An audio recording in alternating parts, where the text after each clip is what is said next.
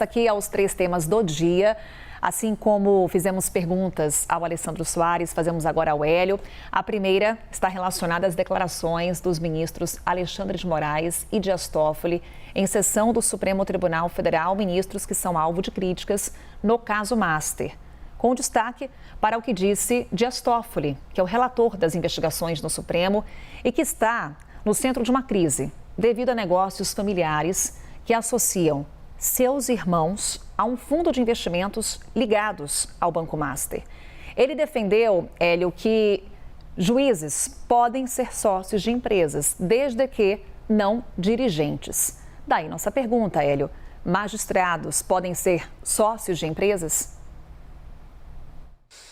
Carol, a pergunta certa não é essa, porque essa foi uma tentativa retórica do ministro Toffoli de mudar de assunto. Claro que todo juiz pode ser sócio de empresa. O que não pode é ter conflito de interesse, caso desse fundo específico aí que ganhar dinheiro com o Master. Uma coisa é o juiz ser dono de uma pet shop, de uma franquia, de uma fazenda, para ficar no exemplo do ministro Toffoli. Outra coisa é ele ser sócio de um escritório de advocacia ou de uma consultoria. Aí tem um claro conflito de interesse, que é inaceitável.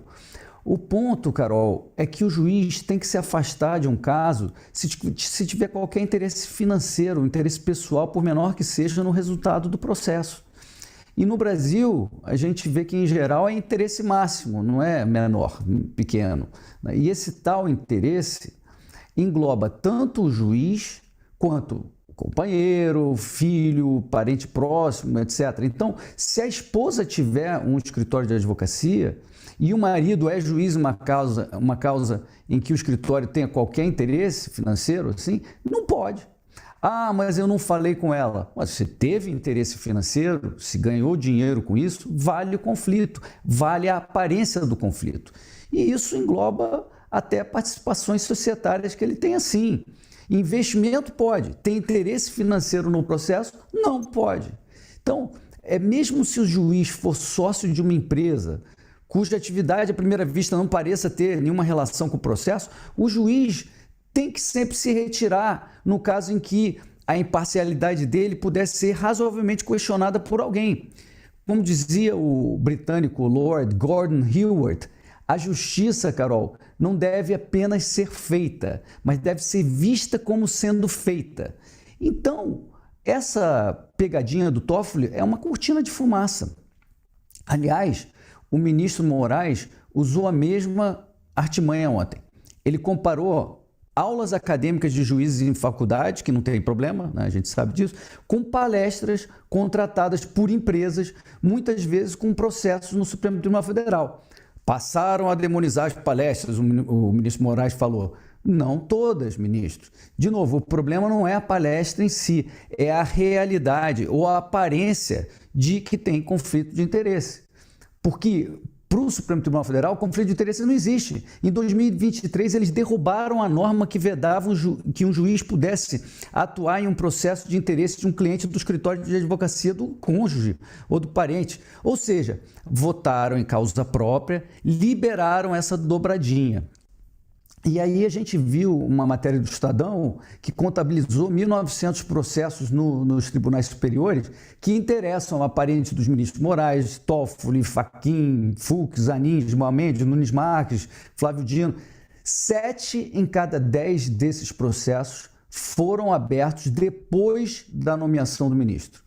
Essa dobradinha não é conflito de interesse? Claro que é.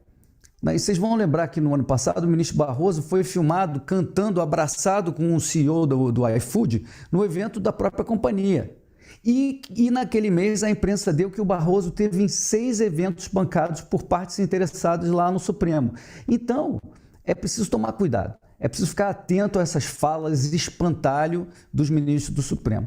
O problema não é ter investimento ou ter poupança, o problema é ter conflito de interesse. E eu volto a dizer, o Senado precisa ter coragem política para cumprir seu papel constitucional, Carol. Hélio, falamos agora sobre os outros poderes. Vamos falar sobre a aprovação no Congresso do reajuste e da reestruturação das carreiras dos servidores do Legislativo e a criação de cargos no Executivo. Entre as mudanças desse pacote está a adoção de uma nova gratificação de até 100% e a criação de um penduricalho que permite que a remuneração ultrapasse o teto constitucional. Ainda falta a sanção do presidente Lula. Por isso a pergunta: Lula deve ou não vetar esse pacote? Carol, para jogar o ônus de passar essa pouca vergonha para o Congresso, sim, o Lula tem interesse político e faz sentido vetar os penduricalhos. Está com jeito, sim, dele fazer isso. Claro que não seria por um arrobo repentino de responsabilidade fiscal.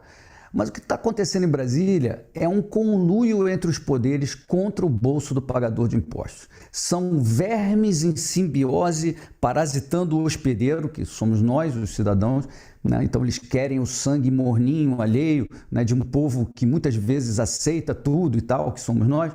Então essa votação mandrake de ontem não é um fato isolado, né? Além dos supersalários, também aprovaram a escala 3x1 para eles próprios.